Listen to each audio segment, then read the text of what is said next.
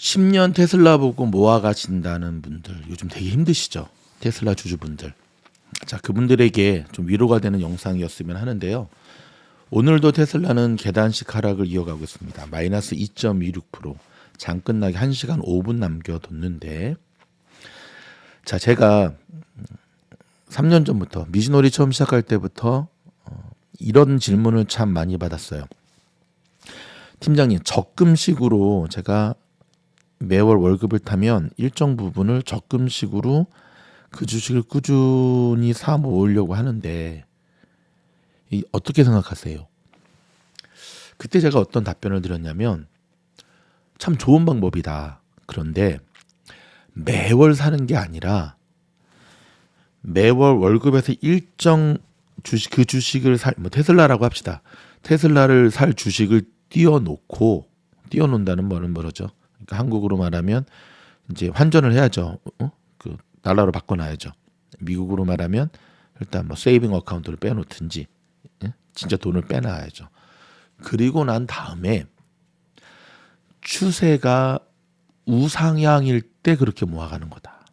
만약에 추세가 꺾여서 하락일 때 모아가게 되면 아마 못 견딜 거다. 많은 분들이 10년 바라보고 테슬라 모아가시는 분이 있으세요. 정말 있으세요. 뭐 진짜 오래전부터 뭐 1900이 아니죠.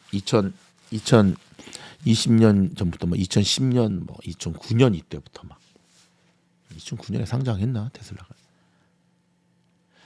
근데 그런 분들도 냉정히 얘기를 해보면 1200불 넘었을 때 스플릿 전에 그때 내가 왜 안 팔았을까 라고 다들 고민을 하세요.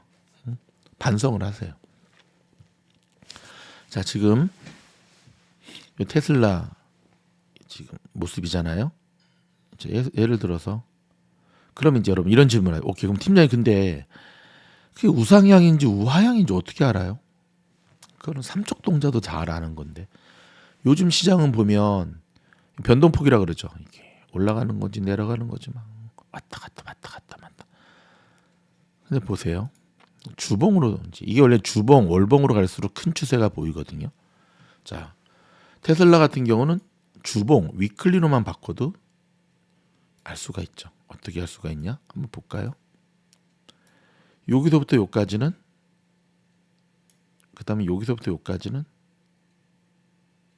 그다음에 여기서부터 여기까지는. 자, 제가 이제 뭘 긋나 보세요. 내려가는 하나 더 긋게요. 이전에 예. 이제 느낌이 딱 오시죠. 2021년에는 이렇게 올라가는 장. 그다음에 여기서부터는 쭉 내려갔어. 뭐 트위터를 사든 뭐 하든 어찌 됐든. 그다음에 작년에는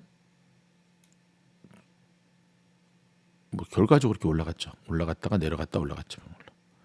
올해는 보이시죠? 이게 지금 주봉이거든요.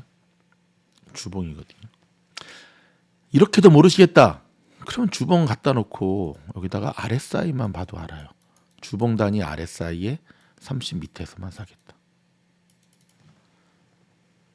자, 만약에 여러분이 2022년 계속 내려가는데 매월 테슬라를 이렇게 사 모으잖아요. 그럼 어떤 일이 벌어지는 줄 아세요? 평단은 계속 낮아지겠지만 계속 물릴 거예요. 근데 여러분 그런 게 있어요. 이렇게 올라갈 때 이렇게 사게 되면 첫 달, 두 번째 달, 세 번째 달 사면 평단은 높아지지만 사는 순간부터 계속 시드가 많아지기 때문에 결국은 이득이라고. 결국은. 그렇죠? 근데 이렇게 내려갈 때 사게 되면 평단은 낮아지지만 주가가 계속 내려가기 때문에 어떤 일이 벌어진다? 손해가 더 커진다. 팀 이거 결과론적인 거 아닌가요? 아니, 이게 무슨 결과론적인 거예요. 그래서 공부를 하는 거지. 그러면 이제 10년 바라보고 테슬라를 정말 투자하는 사람이다라고 한다면 매월 돈은 떼어놓으셔야 된다니까요. 월급에서. 그럼 이때 사는 거죠. 오케이? 파는 게 아니라 계속 내려가 버티셔야죠. 10년 바라본다며. 그 다음에 이제 작년에 12월 말에 막 트위터 산다고 막 100불 깨지려고 돼. 이때 또 사야죠. 1년 모아놓은 돈을. 그럼 여러분 여기서 사고 여기서 샀다고 합시다. 그럼 이 사람은 아직도 평단이 여기에요. 150.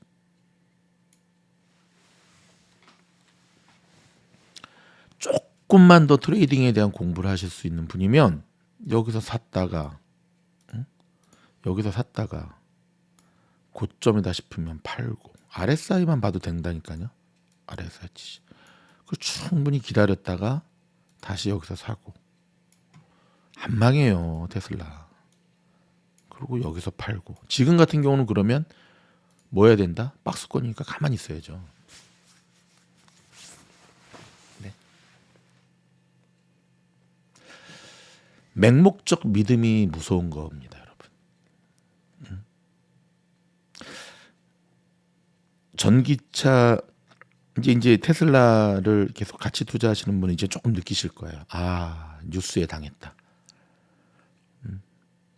바이든이 대통령만 되면 막 딱 갈아엎을 것처럼 얘기하고 뉴스에서도 실제 그랬잖아요. 몇 년 이후부터는 내연 자동차 생산 금지시키겠다. 근데 그것도 뭐 금지시켜야지 시키는 거지. 미국에 사시는 분들 아시죠? 뭐 그때 딱 되면 뭐 또 연장하고 또 연장하고. 심지어 일론 머스크조차도 아직까지 내연기관에 대한 부분들을 단종시키기에는 이르다라고 얘기를 하잖아요. 테슬라의 성장성이 점점 줄어들고 있다라고 하는 것은 테슬라만의 문제가 아니라 모든 전기자동차 섹터군의 문제예요.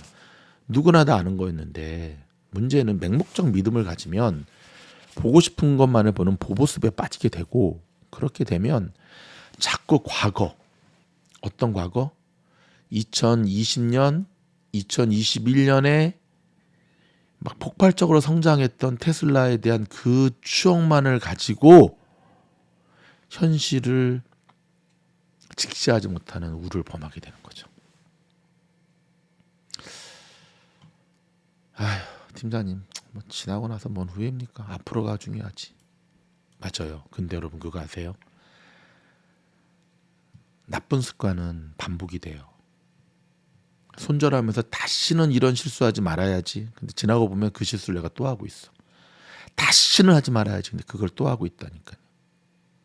그래서 습관이라고 하는 게 그렇게 무서운 거예요. 그래서 마가렛 대처 여사가 습관을 조심해라. 운명이 된다. 주식은 습관입니다, 여러분. 습관. 그러니까 나쁜 습관은 끊어내셔야 돼요. 그렇다면 저는 단호하게 말씀드리고 싶어요. 테슬라의 문제가 아니라 합리화시키는 일반 개미들, 특별히 서학 개미들, 저와 여러분 포함한 한국 사람들의 급한 마음이 문제다. 충분히 기다렸다고 생각하는데 그 충분히가 곱하기 100을 해야 된다니까요. 그건 급한 사람의 충분히는 충분히가 아니야.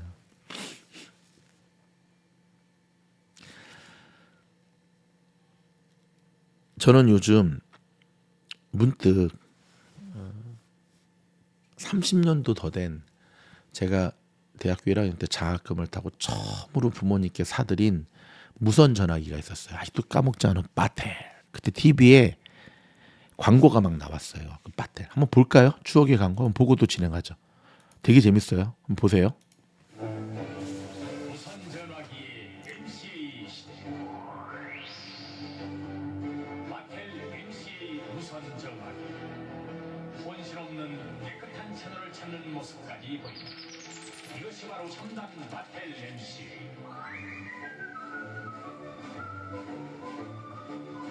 통화가 깨끗합니다. 마텔 MC 무선 전화기. 마지막에 바텔 그럽니다. Now 바텔. 이 회사 있나 모르겠네. 지금 생각하면 무기죠, 무기. 그쵸? 덤벨이죠, 운동화는. 저 걔도 인상적이었고 뭐 MCA였죠. 제가 이거에 속았어요. 이렇게 이거. 응? 이거 최고의 신호를 찾는다. 막 여러분 이전하게 쓰셨던 분들 기억나시죠? 잡음 장난 아니에요. 노이즈 지지지지지지지. 부모님 사드렸더니 딱 일주일 쓰시고 안 쓰시더라고요. 잡음이 심해서 안 돼요. 이 당시에 기술의 한계였죠. 광고에 제가 속았던 거죠. 하지만 여러분 그 뒤로부터 어떤 일이 벌어졌죠? 통합 품질이 깨끗한 무선 전화기, 그리고 통합 품질이 깨끗한 휴대폰, 전기차도 결국 그렇게 될 거예요. 근데 지금 너무 앞서갔어.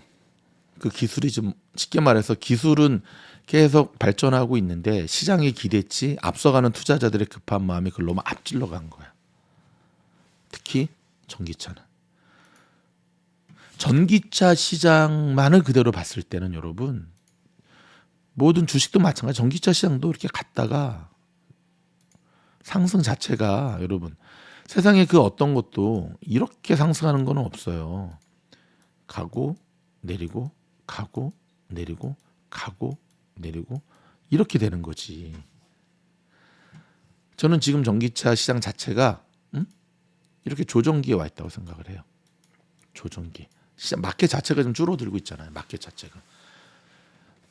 제가 다음 영상에서 영상 보여드릴 텐데 MBC에서 보도한 거에 따르면 한국에서 전기차로 택시하시는 분이 잠깐 뉴스에 나왔는데 장거리 손님을 못 태운다는 거예요.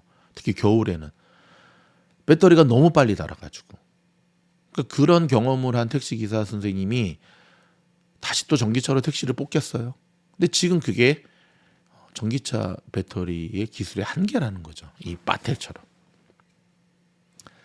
하지만 대세는 결국은 전기차 시장으로 갈 수밖에 없어요. 이 지구의 환경도 그렇고 지금 너무 추운 것도 이게 문제야. 또 하나 제가 보여드릴게요. 자, 저희 스텝이 아침에 보내온 건데 이게 무슨 내용입니까? 칠레에 드디어 테슬라 매장이 이번 달에 오픈한다는 겁니다. 이게 되게 호재죠. 팀장님 이게 호재가 났는데 오늘도 테슬라 왜 이렇게 빠지죠? 아니 3월이 아니라 실적 발표도 하기 전에 200불 깨지겠어요. 이런 작은 호재는 지금 큰 흐름의 하방인 테슬라를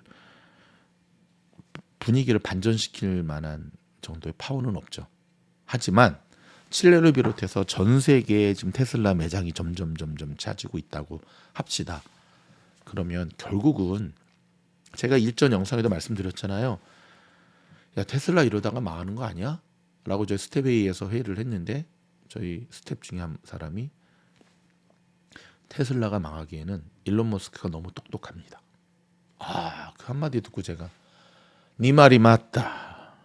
네 말이 맞다. 더 빠질 수도 있죠. 테슬라가. 그렇죠? 그래서 제가 계속해서 영상에서 모멘텀 투자하시는 분들은 충분히 기다려야 된다 말씀을 드렸어요. 여기서 여러분들은 뼈 때리면서 반성을 하셔야 돼요. 같이 투자하시는 분들은 지금 테슬라의 흘러내림을 걱정하셔서는 안 돼요. 결국은 여러분은 가치 투자자가 아니라는 거예요. 제가 말씀드렸잖아요. 한국 사람들 중에 전원주식 빼고는 가치 투자자 없다고. 가치 투자자도 이렇게 흘러내릴 때는 안 사는 겁니다. 올라갈 때 사는 거지. 아셨죠? 지금부터라도 마음 추스리시면 되고 영상을 또 찍고 있다 보니까 테슬라가 이제 뭐 좀 반등해서 좀 막 가고 있는데 하지만 전반적으로 지금 오늘 고점 대비 딱 보면 많이 흘러내렸죠. 그래서 4.46. 한두 주 갖고 있는 정찰병 매매면 모를까. 테슬라를 모아가시는 분들한테는 사실 이 1% 2%가 얼마나 큰 손해로 연결된다는 거 제가 모르는 거 아닙니다. 오케이. 좀 호흡을 길게 가집시다, 여러분. 테슬라 주주분들 가치 투자하신다는 분들, 그러니까 제가 가치 투자가 오르니 모멘텀 투자가 오르니를 얘기하는 게 아니에요. 근데 본인 스스로가 가치 투자자라고 생각하고 테슬라 주식을 10년 바라보고 투자하신다면 지금은 걱정하실 때가 아니라는 거죠. 그게 아니라고 나 가치 투자하는 줄 알았더니 팀장님 얘기 들어보니까 저 모멘텀 투자하고 있었네요. 그렇다면 빨리 모멘텀 투자자의 자세로 돌아오셔서 테슬라의 진정한 모멘텀 트레이딩은 어떻게 하는 건지 모멘텀 트레이딩이라고 매일매일 테슬라 매매하는 거 아니에요. 모멘텀이라고 하는 것 자체는 쉽게 말해서 모멘텀 투자자라고 하는 것은 여기서 사고 올라갈 때 팔고 다시 여기서 사고 올라갈 때 팔고 해서 1년에 테슬라 투자를 세네 번밖에 안 한다 할지라도 길게 호흡 가져가면서 계속 시드를 모아가는 겁니다. 거기에 대한 자세한 트레이딩에 대한 실전 도움을 받기를 원하시면 말하지 않아도 우주행 멤버십으로 오셔야 됩니다. 여러분 힘내시고요. 테슬라 죽지 않습니다. 하지만 지금 시장 자체가 쉽지가 않아요. 왜냐하면 지금 스텔란티스 CEO가 일론 머스크를 저격해 버렸잖아요. 어떻게? 다 죽자는 거냐? 가격 내리지 말라 이거죠. 너네만 살려고 내리냐 이거죠. 이번 비트코인 ETF 승인 나고 난 다음에 시장에서는 한 두세 개 남겨두고 결국은 저 많은 ETF가 두세 개 남겨두고 다 죽을 거다라는 얘기를 하거든요. 저도 거기에 대한 동의를 합니다. 자꾸 옛날 얘기해서 미안한데 한국에서 처음 PCS 폰이 나왔을 때 신세계통신의 017, 한국통신의 016, 그다음에 LG 019, 다 기억해. 대박. 그다음에 011. 근데 결국은 011 하나만 살아남으면서 결국 번호를 010으로 통합시켜 버리면서 지금은 한국에서 세 개밖에 안 남았잖아요. 그렇죠. KT, 01, KT, LG, SK. 결국 저는 전기차 시장도 테슬라와 BYD 그다음에 나머지 두세 개 빼고는 저는 다 망할 거라고 봐요. 저도 장기적으로 봤을 때는. 테슬라의 장기 투자로 시작하신 분이 있다고 한다면 좀 길게 보시고 일비희비하지 마시고 그렇죠. 그렇게 나아갔으면 좋겠습니다. 고맙습니다.